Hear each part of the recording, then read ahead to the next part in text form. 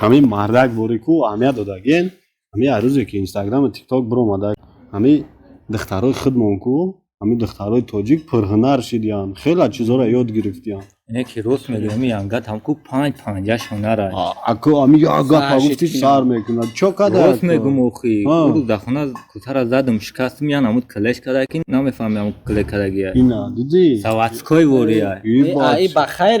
خیلی بخیر دختر مردک کوسر کلک کرده خید نمیکنی ها گنه کشکن لکوز میبینم که کی زوره های ما بروکم کندگی با یعنی همون گرفته دخترش کی و پیش نمیفهمش از زواسکوز زور شده گه بو خید که برش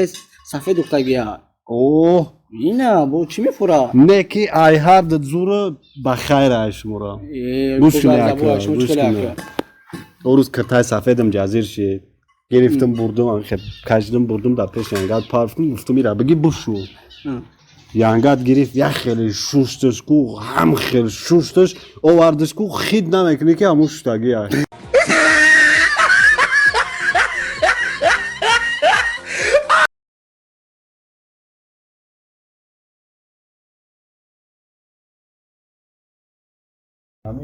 همین دختران هم ما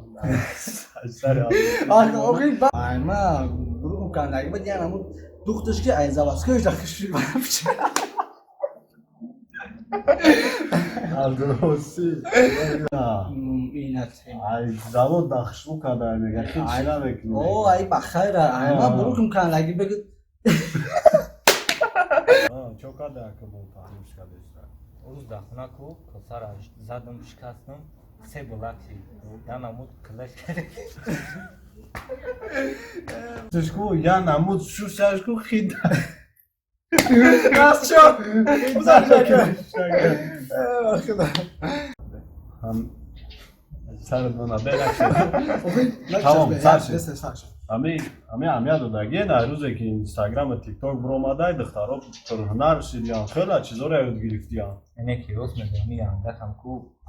5 هنر اگه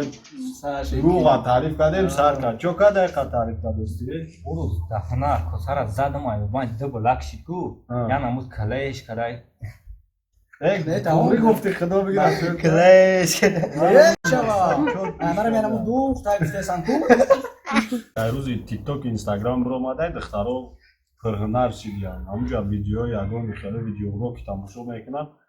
خیلی هنر یاد گرفتیان نه اینه که روز میگم انگت هم با گپ ندارم نه تو گفتم روز من حکمت تعریف دارم کرد بکسش یعنی همون کلش کرده که نمیفهمم زوات